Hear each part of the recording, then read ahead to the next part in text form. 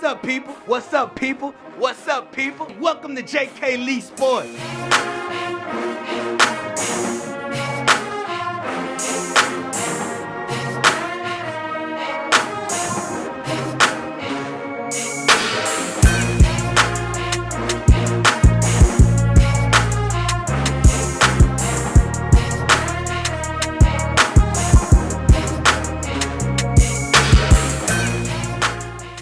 Hey, welcome back, welcome back, welcome back.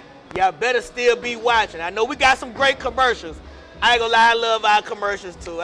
Sometimes I rewind it and start them over again. I watch commercials more than I watch myself. Y'all believe that? No. Y'all know I'm very self-absorbed. So like for me to do that, there must be the commercials must be great. And of course, man, we still kicking it at Taco Tuesday headquarters, 4530 South Sherwood Forest Boulevard. Man, we having a great time, man. Look, the next guest, look, we had to bring a whole panel up here for my coach of the year. Hey, okay. Like I told y'all last week. See, I can back up what I be saying. See, Rarely just be talking. I can back up what I'm saying. So without further ado, let me introduce my next guest, the McKinley girls head basketball coach, Krystal Huggins. Hello, Krystal Huggins-Flowers. I have with me my assistant and college teammate, Frida Allen, and Hey, then Miss Frida. sophomore, small forward and guard, Tyriana Sibley, number 20. Number 20. Yeah. So look, we're going to get to them. It was the magical season that's going on right now because it's a good season. That's the reason why I chose her. Look, I ain't going to reiterate that about how I was right. We ain't going to talk about that no more because Rail was wrong. But okay, we're going to get to the magical season. A few years ago, you get the McKinley job, you start building something, and it was kind of stolen from you. Yeah. Let's discuss that. It's because it's been a few years. I had to go to Facebook to defend you. Right. I defend my people. Right.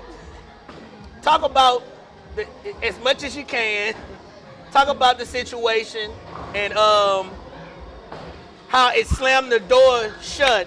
But sometimes when you slam a door shut, Another one open. you pop back over. Yeah. So talk about that. A few years ago, situation, honestly, we were doing too great. You know, we were doing too great. We were number 2 in the state at the time, number 26 in the nation. Right. You know, the powers that be just kind of stepped in and wanted to dismantle what we had built. Kind of made up some things, and a lot of people don't even know that what the fine wasn't even in basketball. It was a softball fine. Now you know I had knew that, but I'm glad you said that. Right. Right. So it was a softball fine that kind of brought everything to a head. Basketball girls, the softball team, something happened with the head coach at the time. Coach Bowman, who was my assistant at the time, stepped in and said, look, if we can't get this fine in softball, so we got to try to make this work. Right. Well, my basketball girls who we had just played in the championship game, everybody was eligible. Right.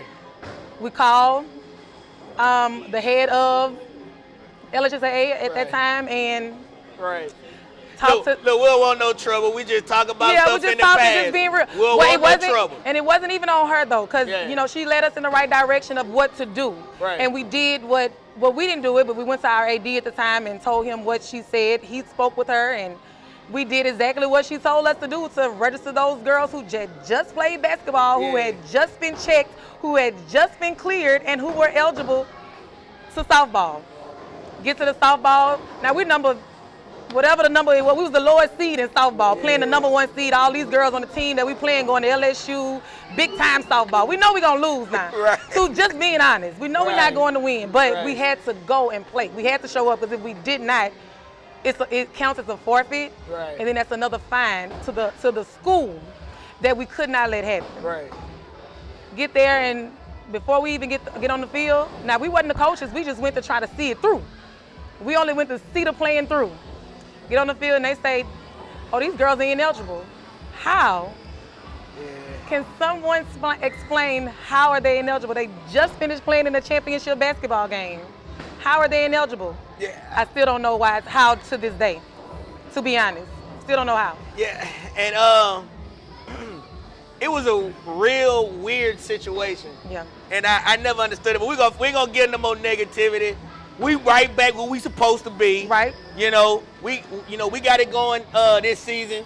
And so going into this season, right? Because last year you had to, like you said, get kids out the bedroom. Just to get just to try to make a team. So you have a young, talented team going into this season.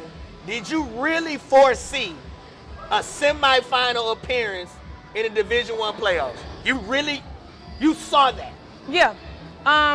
My first year at McKinley, it was the same situation. Came into a 2-22 team. When you're great, you're great. And it's about working in the off season, to be honest. Working in the off season, making sure that those girls, they played AAU ball and they kept pushing and they went to training and and just doing conditioning during the summer. So I did foresee it. I believed it. I just had to make sure that they believed the same thing and they saw what I saw in themselves. So right. So what was the turning point in the season when everything that you saw happening, when you was like, okay, yeah, we can really do this? What was that point? To be honest, it actually was our exhibition game when we played Lafayette Christian.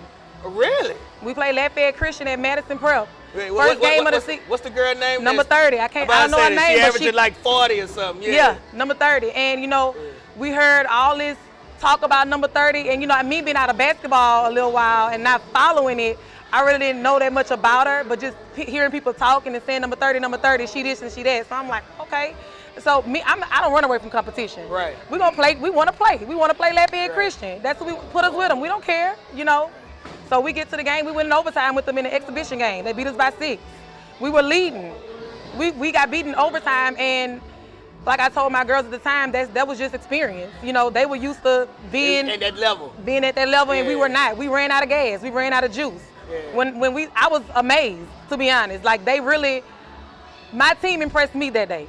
I was like, okay, we really ready. All right. So after the exhibition game against LCA, a few games happened, and then I look on the Facebook, and I had to fact check it before I talked about it.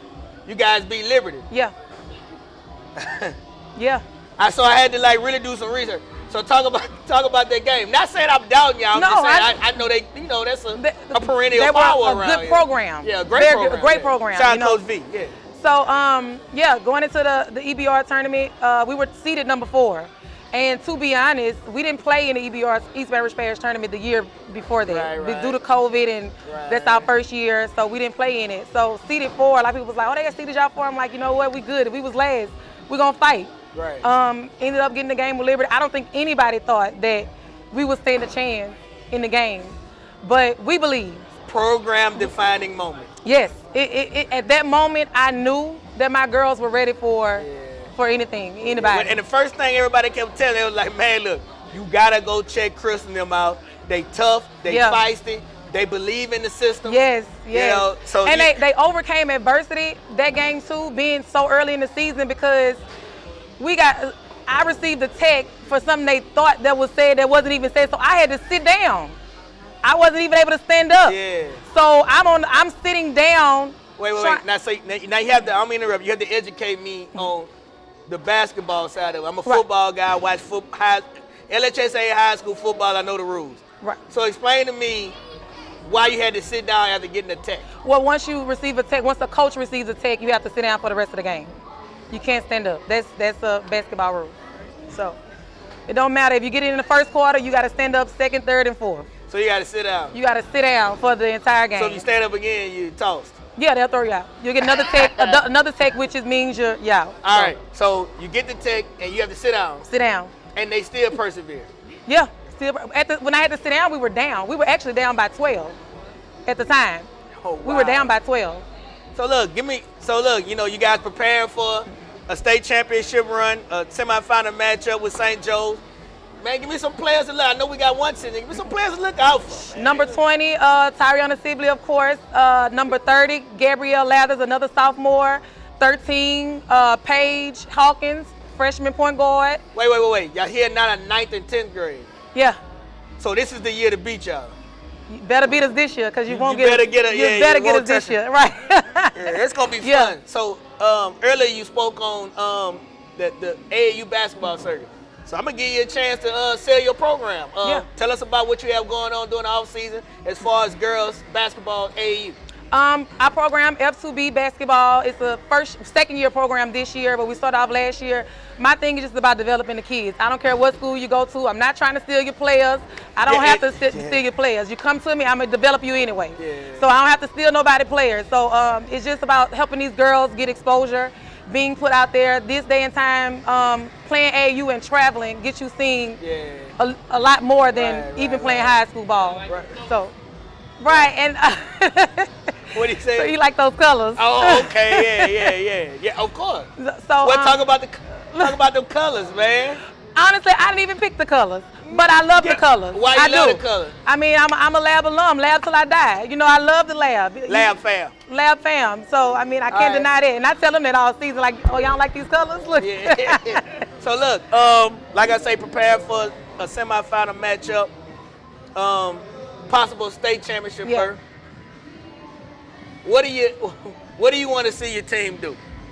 Like, not as far as wins and losses, but as far as strategic alignment and playing smart, making free throws. I'm just throwing some stuff out there that y'all need to do. So Communication and defending. Yeah. Communication and defending, and just being tough. Yeah. A lot of Being man-to-man tough and defense aggressive. over there. Exactly, and I tell my girls a lot of times, you know, you're supposed to take on the persona or the characteristics of your coach. I know I'm aggressive. Yeah. I'm aggressive, you know, so I expect you to be on that court being aggressive and tough, because I don't want you to be weak at no time, you know. Yeah. That's not what I'm about. You know, I'm not just your coach. I'm a role model for you as well. Don't let nobody run over you in life or in basketball. Period. Well, look, I'm looking. I'm looking forward to seeing the McKinley program. I want the state championship to help solidify my pick over really talking sporty. The state championship ring. Yes. She'll be back, so we can tell everybody I was right again. Yes. I appreciate y'all for coming. Thank you for having me. I'm a big supporter, man. Yes. Look, man, y'all stay tuned. We're gonna be right back after these commercials.